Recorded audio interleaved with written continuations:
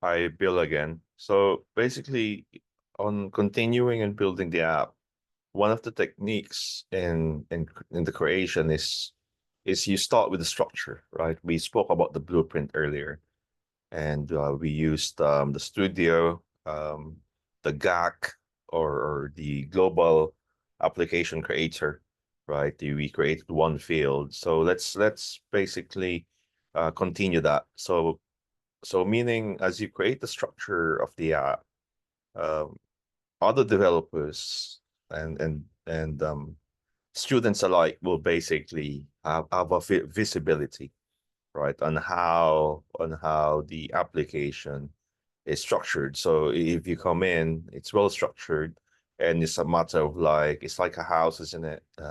Once you build a structure, easily you have the room, you have the kitchen, and so on, right? And it's easy to add more fields, features of a house. So it's the same with an app, right? So see it that way.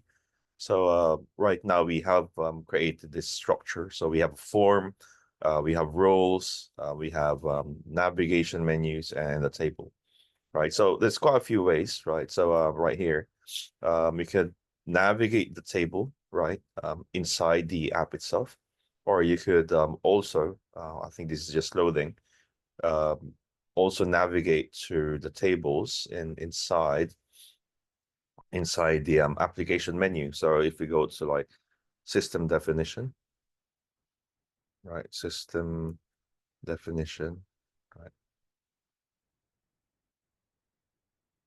Let's just do tables, it's easier. It's under system definition, right? So let's pull down. So there you go, you have tables. And from there, once you navigate the tables, because we are using the platform features, right? So student registration. So once you click, it will be the same. And if you work in the studio, right, automatically you are already on the scope app, right? So you can see that scope there, right? The scope parameter, right? Scope, right? So but here you have to make sure you are on the right scope, right? Student registration. So it will, and every time you create a feature, a platform module, it will also register here automatically, right? So I'll give you an example. So let's drill down. We are on the scope of student, right? So let me open that, right? So you are there basically. And now let's add a menu, right? I mean, a field. So we had first name earlier. So let's add last name. So you are on the column label, column name. I mean, so column name, that is a technical behind the scenes name. So let's do that. So that like clicking tab, right? So let's the label is the one which will be displayed. Okay, so active is true, right? So let's do string, right? So and right now, so there's a couple of fields which is missing. So basically meaning you could add more information, right, by adding the field, right? So for example, what we created earlier, right? So we were asked of the string type and the string um, quantity. So I'll let you navigate and search that. And because last name is the string or text type string, and just put it as probably 30 or 20, and that should be fine, right? So now let's save this, and upon saving, right, so it will be added, right? And as we scroll down, you will see here the access controls is also inherited. So now if you go back here and do a refresh, right, you should also have the last name also registered as part of the tables. So basically, I'll leave that to you to do a search. So now from here, we can create a catalog, right? So the service catalog that you will be creating. So let's say uh, request to register, request to student register. So this service catalog will appear in the portal, right? So we will be setting into the in the portal, right? Uh, the employee center portal, right? So let's say you could create a an exist category, or probably we could sit on top of a category, right? So let's say we're going to sit on top of the alumni services, right? So to keep it simple, so the thought process here is for you to understand how the categories work. So basically, it has the ability to sit on top of the search configuration and so on. So that's out of scope on our topic, right? I'll share with you a different tutorial on that one. So, for example, alumni services, right? So it has pre-configured search results, roles, and access already. So we'll go there in a bit.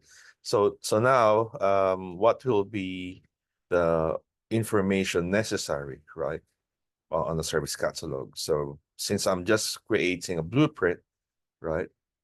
So I'll leave that to you to enhance, right? To enhance and also build more meats on top of it, right? So my goal here is to show you how to build an app and how to use the different features of the platform, right? So now it's save and open, right? So it's now saving, as you can see, and it's just a delay on the platform since I'm just using a demo instance in ServiceNow.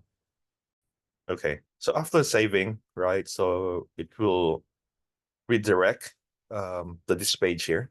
So we have created a record producer from a table. So now we are on that scope again. Now if we go to the scope app that we created, so you will see here the service catalog is created for us on the left. Right, I think there's some bug happening, so it has created two instead of only just one.